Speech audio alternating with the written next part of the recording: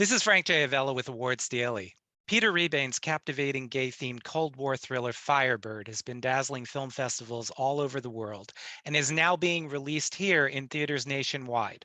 The movie focuses on the deep love between two military officers in Soviet-occupied Estonia in the late 1970s and stars Tom Pryor, who we have today, who also co-wrote and co-produced the film. Welcome, Tom.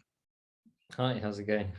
Doing well. So, Tom, wearing three hats, can you share a bit about your background and how your collaboration with Peter on Firebird came about? Sure. I trained at the Royal Academy in London in acting, and had just finished shooting Kingsman: Secret Service and The Theory of Everything in England. Flew to Los Angeles to do some meetings, and actually one of the meetings I had was meeting a film financier and producer who kindly introduced me to Peter on the basis that she thought I'd be really, really suitable to play the lead in the film. And Peter at the time had just written the first draft of Firebird, which was actually then called Roman. And we started discussing, working together a little bit. And we decided that we would shoot two scenes as a proof of concept to help raise the rest of the financing for the film, and also just to see if we could work together and how that was going to be. And it worked out very well. And I just made some subtle suggestions on some of the dialogues and how they could be improved a little bit. And then that really led to like a good couple of weeks of discussions after the shoot. And then that led to 2.5 years worth of rewriting, restructuring, going to meet the real Sergey in Russia. And yeah, that was kind of really how the co-writer's journey was born. And really then the journey also of going into producing, helping find the financing for the film. And that's really where all the three hats began. Could you speak a little bit about how you added a little bit more of the thriller aspect to the screenplay? Yeah, when I actually first came across the story in its format, Peter had done a really amazing job of realizing the specificity and the detail of the Soviet Union, but I felt that it could be really like opened up in terms of the kind of exhilaration which we could get in there as well. And so I proposed that we made it a little bit more kind of sort of action based. There's some really beautiful action sequences or hinted at in the original story. And so I really wanted to like bring those to life, because I really feel that setting a story like this on an Air Force base, you kind of want to see it in its sort of working format, rather than just the aesthetic of it. So yeah, we decided to really embrace this particular accident sequence when Roman is flying and there's a problem with the plane and Sergey has to run and put up a stop net, which almost seems like unbelievable, but actually that literally was a real piece of equipment at the time, which was used when the planes couldn't stop on the runway. Well, and this is obviously based on the life of the real Sergey Fedozov. Yeah, and you got to meet him. He died a number of years ago. Could you speak a little bit about the real aspects of the story that were included and what you culled from your meetings with him?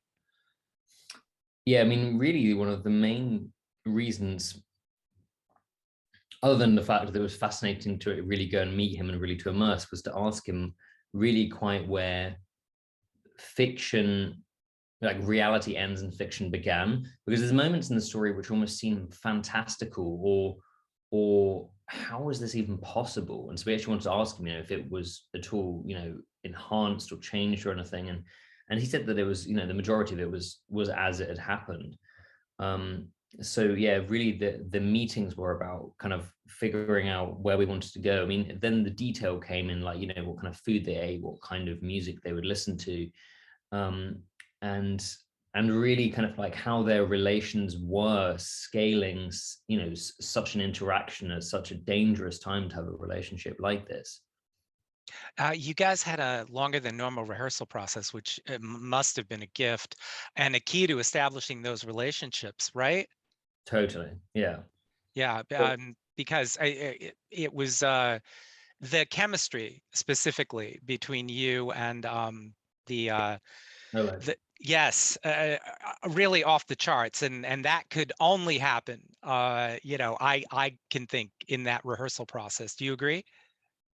Very, very much so. I mean, it was we were very fortunate to have scheduled that time, and because Oleg didn't speak that much English before, and I didn't really speak that much Russian, then our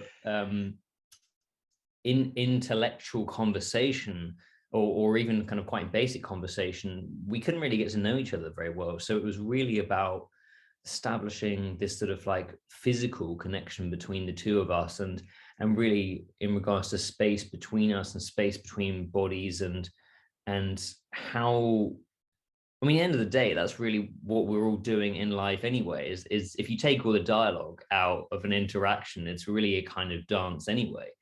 And so it was really amazing to have that time actually to really immerse and also get to know what everybody, including myself and Diana and Oleg, what everybody was comfortable with, and also where the line was, that how far we would dare to go. So Oleg learned his role phonetically? He basically began to learn English quite heavily from the moment that we cast him. That was kind of conditional. And then we had a really amazing dialect coach, Catherine Charlton, who worked with him, with me, with Diana, Jake, and the other principal cast to get the accent right, because obviously I speak this way, but I don't speak this way in the film. And Oleg has a very, or at the time had a very strong Russian, Ukrainian accent. And so really she was employed to help bring us, to make it sound like we're from the same enough world anyway. Tell me about the importance of getting the period detail right for this, because the production values on this film were extraordinary. Yeah, I mean, we were really fortunate to have such a experienced team. A majority of our creative team and heads of departments all grew up or had lived through the Soviet time. And so, somebody was always able to go like, this doesn't look quite right, or this sort of like aesthetically is off, or actually, would notice and go like, wow, this is exactly bang on. We actually had, when we were shooting part of the Air Force Base scenes, we had a man come out who was living nearby and was looking at the detail of the uniforms and of how we were. And he was then showing us photos of what he was wearing during that Soviet occupied time. And it was almost one-to-one. It was like incredible actually to see just the level of detail which like our costume department went to. But Peter and I both had the same sort of rule in this, which was like no compromises when it comes to believability and attention to detail. Well, there's a great sense of paranoia in this film, and twofold actually, not just the Cold War aspect, but obviously because the two characters are gay, at a time where there was really no definition to that in that place anyway. And I feel like we can relate to that today, since we seem to be returning to an age where one needs to be careful about what one says and does, otherwise there's a fear of career ruin almost. Mm-hmm. Um, yeah. I think that's fun enough. It's kind of almost scarily relevant in some ways that in the Soviet Union, this phrase of the walls have ears really was very much the case. And we kind of drip feed that in a few times just to kind of allow people to realize quite what it's like. But obviously now today with media being like how it is, everything is documented and saved, and nothing ever goes away, even if it looks like it's gone away. So I think that there's this, it's different, but it's the same, if you see what I mean. And I think that there's very much a kind of way more today. It's about, I guess, offending or getting yourself into a little bit of trouble, whereas in the Soviet Union, like you could get sent to a hard labor camp, or so the reality and the repercussions of it, for the most part, I would say that we have a little bit more slack. I trust and hope. I hope right now anyway. It is refreshing to see a queer themed film that deviates from the norm in terms of genre, and it takes a different turn in terms of the love story as well. That's one of the things I really love, about the film. It doesn't fall into the trappings of a coming out story, for instance. Was that something that you and Peter were super cognizant of when you were working on the screenplay, or is it just something that naturally came about? No, it was something quite conscious. We had both watched a lot of this genre, well, dare I say, this genre of film, in the research and writing time of the creation. And I'm very much in the mindset of like, I always want to see something I haven't seen before. And so like, I think that quite a lot of the time we actually avoided things that we had maybe seen or experienced in film before. And whilst we wanted to also remain as true as possible, actually, to the original story, it was like some certain things we needed to change and some certain things we really needed to respect in terms of what Sergey wants and to do this sort of memory and his life story justice. But I think it was quite conscious to not make Sergey, for example, into quite a kind of like sulky or self-loathing character, which is so often associated with struggling with your identity and your sexuality. And it's not to say that that's not incredibly important. It's actually just that he was not that kind of a person when we met him. And he was very much at ease with who he was and was unapologetic for it. And that's really what actually informed me to make the decision of how to play him as well. Well, it's also a journey to self-empowerment, actually. And again, that's another thing I appreciated about the film is we became privy to these series of firsts in the sexual awakening of Sergey. It was like the audience was experiencing it with him. And another question to you is, did you and Peter work on that during the screenwriting process? Or did that happen during rehearsals? Because it really felt like we were there for his, I don't want to give too much away, but we were there for his first kiss. We were there for his first, I won't go on, but. Yeah, that very much was the case. We really wanted him when meeting Ramon. Sergey is kind of a little bit more reserved and a little bit more like stuck, like at the beginning of the film, like with where he wants to go and what he wants to do with his life. And then when he meets Ramon, he's kind of ignited into following his dreams and also following his heart. And yeah, so he kind of does have this sort of like unlocking process and this sort of discovery process. And yeah, that's something we very consciously created in the film because we wanted to take people through that experience and also have, again, I don't want to give any spoilers away, but also have experiences in a place again where maybe haven't been seen on camera before, particularly like in this way. Right. And when we chatted before, we spoke about the eternal and lately cloying question of who should play what roles, and it's a slippery slope, forced casting. Right now it's a mess. Look at House of Gucci. I won't mention the horrific casting of Jared Leto. Where are you landing on dealing with questions about all of this? In terms of what your feelings are and how you deal with questions about it yourself. Well, I mean, I tend to be quite transparent. I'm honestly in the camp of the best person for the job should be cast to play the role. And I think that should be regardless of how you identify. And I think then there's sort of this pressure then to identify a certain way. And I honestly don't identify any particular way. I am certainly quite open-minded and certainly have had all kinds of experiences with all kinds of people, and I'm very transparent about that. But I don't really believe that that's necessarily helpful for audiences or casting necessarily to know all the personal details of my life in order to help make that transition into becoming another character. And but Tom, let me ask you a question. Why has that been such an important question for people since the dawn of film, it seems. Why do people have to know? Why was Rock Hudson forced into this, the kind of life that probably killed him? Do you know why? I'm not saying you should have No, the no, answer.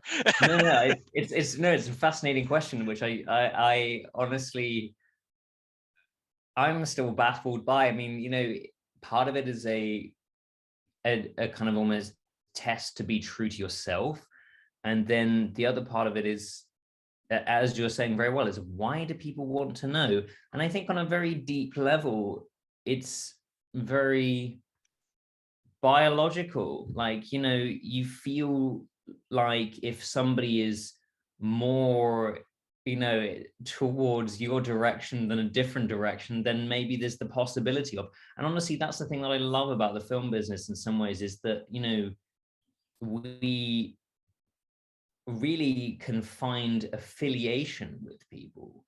And as like I said, the more information which is out there about the actor, actually the more separation which actually can be created, because it is in that very vein that we play parts to cause, dare I say, catharsis.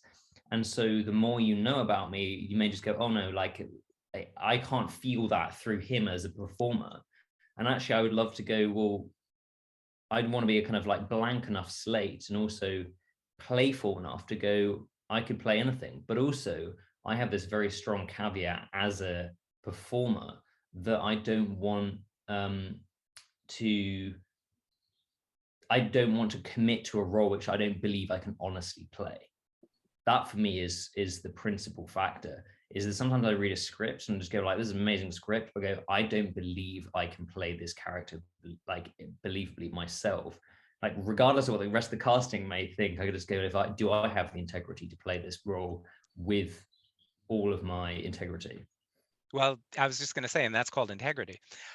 So this incredible film festival journey that this movie has been on. Every time I turned around, it was playing another film festival and winning another award. And that must have been extraordinary. But tell me you are not absolutely relieved that this week it opens. Oh yeah, I mean it's been a long time coming. I think have been accepted to or played at about 55 festivals now, which we're so amazingly humbled and grateful for. But yeah, it's so amazing to have it finally out for the big wide world, and be really interesting to see what people think. How are you going to celebrate? Have a break. Have a holiday, because I've been also like producing all this time as well, and we've done a lot of the instrumental work in distribution. We have amazing partners at Roadside Attraction, who have given us like so much support and help. But it's been a full-time job now for many years, and I think having a break, or just going to shoot another film which I can just be the actor in, would be also really, really nice. If they sort of somebody decides to create a new Kingsman: The Secret Service or something, and I'll be like, yeah, done, I'll do that. That's a holiday. So to piggyback on that, my final question to you is, since you did also contribute to the screenplay, to this, is there any part of Tom that now wants to write or is writing a screenplay? Yeah, but I have about 3 projects which are kind of like in the sort of contending for my attention. They at the moment have been struggling for any attention because we've been so busy with this. But yeah, I want to continue to play roles which I really resonate with, and if they come up through casting, then perfect. If they don't, then I'll create them. Well, Tom, I want to thank you for taking the time out. This Firebird is honestly, it's a really terrific film. I think it's a film that, while it does obviously fit the queer theme genre, I think it also, transcends it, and I mean that as a compliment. Um, and I hope people go out to the theater, because we can do that now, and we can do that maskless. And Absolutely. I hope people go out and see it. Thank you for taking the time out. Yeah, for sure. Take care. You too. And now I'm happy to have Firebird's director, co-writer, and co-producer, Peeter Rebane. Hi, Peter. How are you? Hi, Frank. Pretty amazing. Finally getting ready to release this film in cinemas. Yes, I was just speaking with Tom about what a tremendous relief it must be. Well, it's been an amazing journey, and especially the last year of appearing at, I guess, 55 film festivals now. I said to him every time I turned around, you were winning another award or you were at another festival. It's extraordinary, absolutely extraordinary. What a journey. I'm very grateful that that this story has really gotten in front of people, and that it will be in so many theaters this week, which is really cool.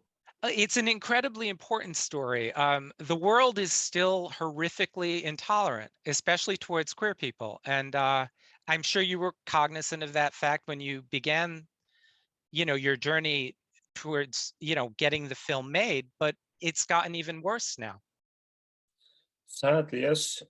When we started out, we never really thought that this film could be so politically relevant at the time that we release it, and it's a stark reminder, really, of how things have not changed in that part of the world, and how the oppression from Soviet times carries on and is now like horrifically magnified with what's happening in Ukraine, not just to the LGBT community, but to really everybody. Yeah, yeah, absolutely. And Sergey, what's really wonderful about one of the many wonderful things about the film is Sergey is a very queer, empowering character, and I feel like we need that right now. I think it's now and always it's so important to really tell the stories from the community, and I think tell them in a way that people can understand better. Not I wouldn't use the word promote, but to more create understanding that love is love, and we shouldn't really, you know, judge people by whom they fall in love with. And I think it's really sad how lives are destroyed just because of some political systems deciding that, okay, this is okay, but this kind of family is not okay. So Yeah. Yeah, well, and this is based on the life of the real Sergey. Tell me a bit about how this story found you and why you felt you needed to tell it. but the story actually found me a long time ago already through a friend at Berlinale Film Festival who was shown around the original autobiography, and she brought it to me to read, and I read it over a weekend alone at home, literally cried, and just felt that it was such a touching, simple, beautiful, human, tragic story, and started writing. Felt that it needs to be told on the big screen, and then when I thought that my masterpiece is ready, then we were introduced by a mutual friend, a film producer here in Los Angeles, to with Tom, and we shot two scenes, most of all to really prove to financiers that I can direct. And then Tom started to make some really insightful comments on how to improve the script, which led us working on it for more than 2 years together. Yeah, it's incredible. I spoke to Tom about, his involvement on the screenplay side and how welcoming you were, to him as a collaborator. And you guys, what you put together is quite remarkable. It's a taut, exciting film. It's not the norm for a coming out film, if you will, if you even want to label it that.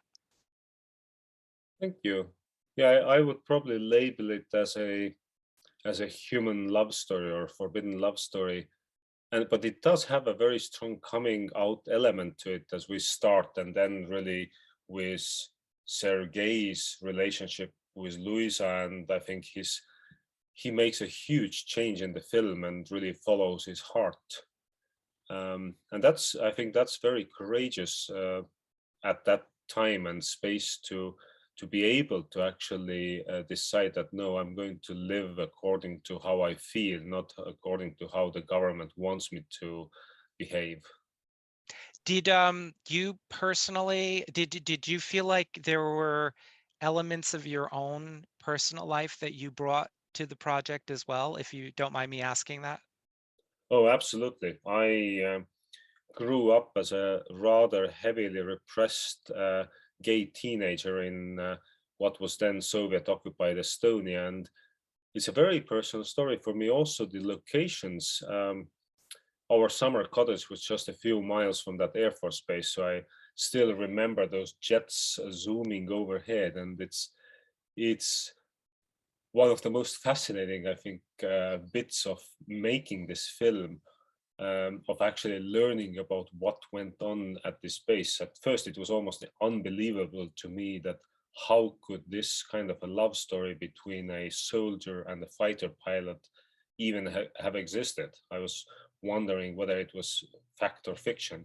And then we started to interview with Tom several different people who served in the Soviet army at the time and who had same-sex love affairs and relationships, and really saw this whole subculture, which I was totally unaware of as a teenager before.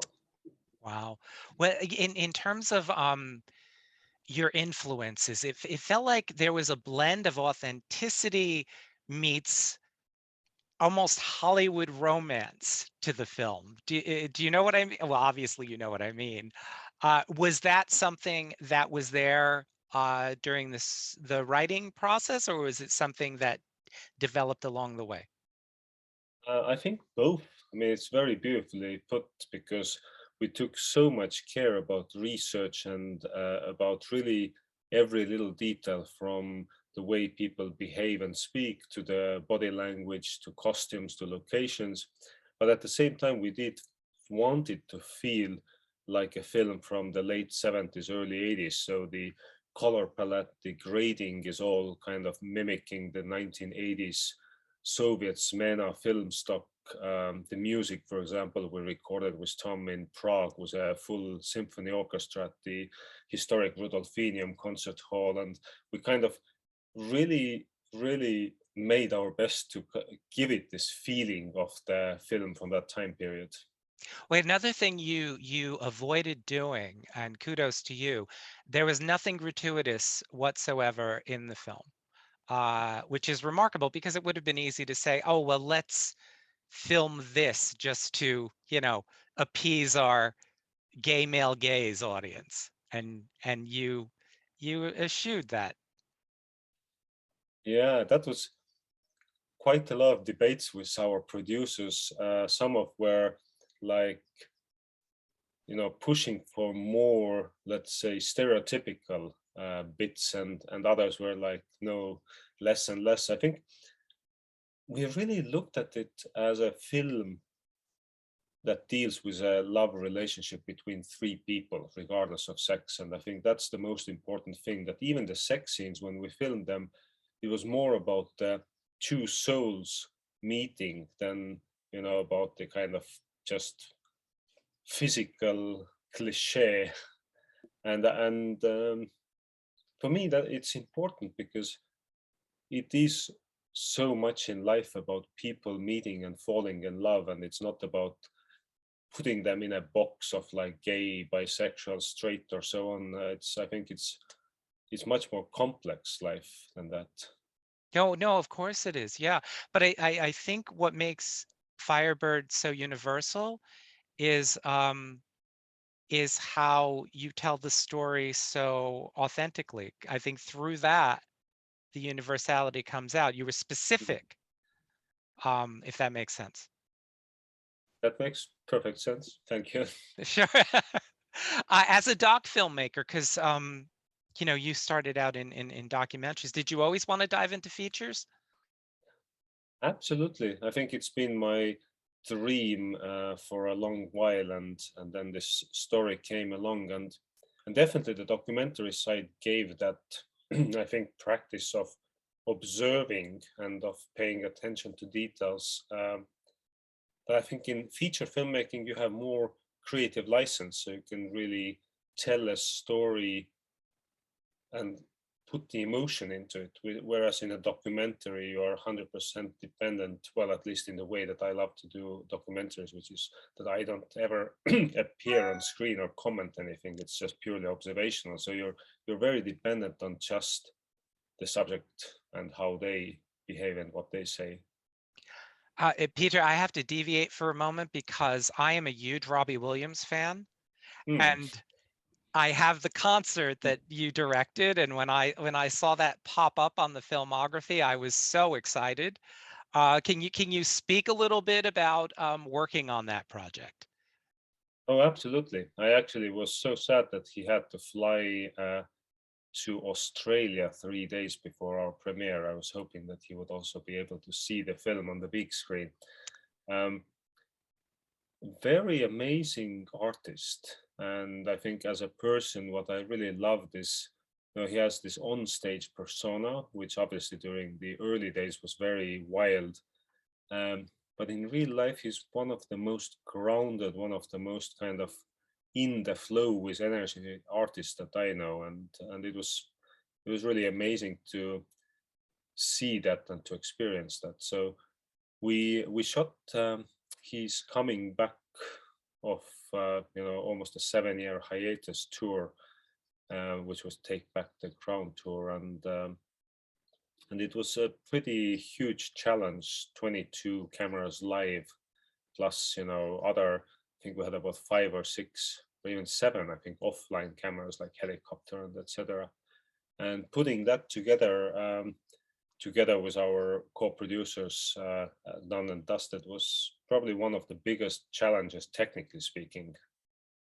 I have a question for you that, since you have a little bit of insight into Robbie, he's huge internationally, but somehow the American audiences have never quite gotten him.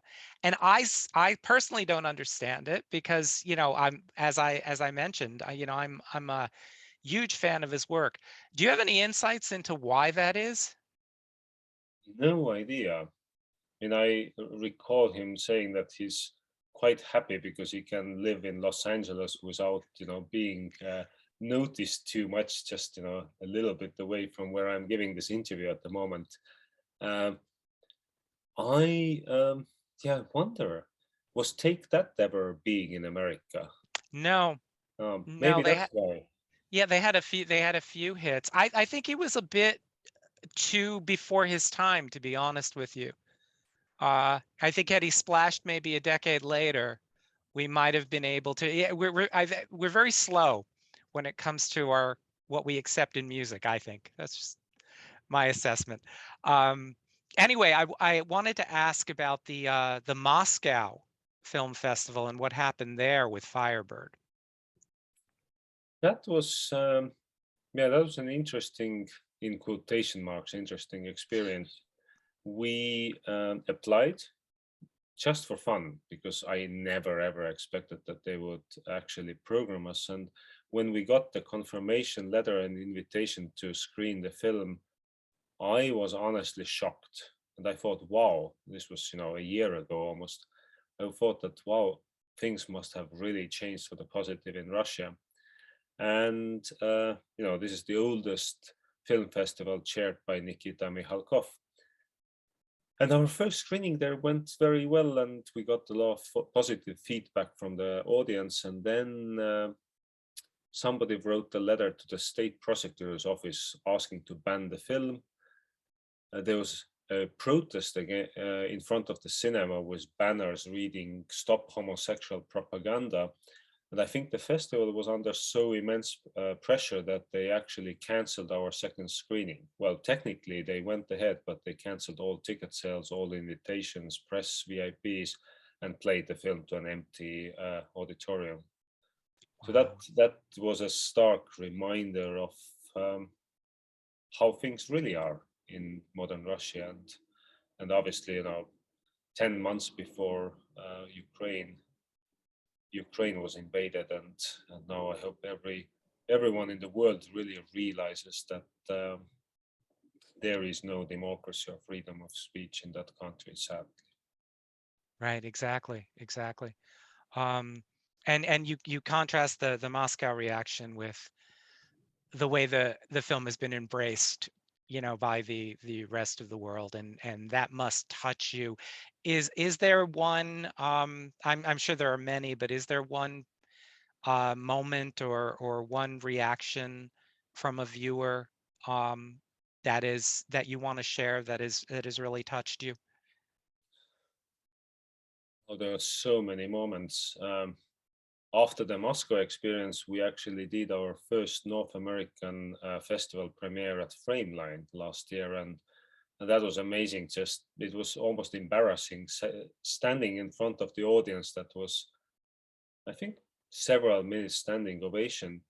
But the most heartwarming messages have come, I think, to Tom's social accounts, which he has shared with me. And I remember one guy from the Middle East, from a country where homosexuality is still under death penalty, writing that your film was like a warm hug to me. It made me feel that it is okay to be me, and that's amazing. If it touches people and if it gives a little bit of hope to people living in such countries. That's when you've done what you should be doing as an artist. One final question, Peter. After you have a break and you celebrate, which you should, what is up next for you? Break. We actually have several amazing stories. Also, one at least which we have already developed together with Tom. This one specifically is called sorry. The one which we have already developed is called Sailing to Freedom, and deals with boat refugees, which I also kind of found really touching. But at this moment, really, my main goal is to take a few months off in the summer, because now we are in theaters this weekend, then we release on VOD in June during Pride Month, and after that, really like just rest and feel out which story calls out next. Well, I want to thank you for taking the time out to speak with us. As I said to Tom, I think it's a remarkable film.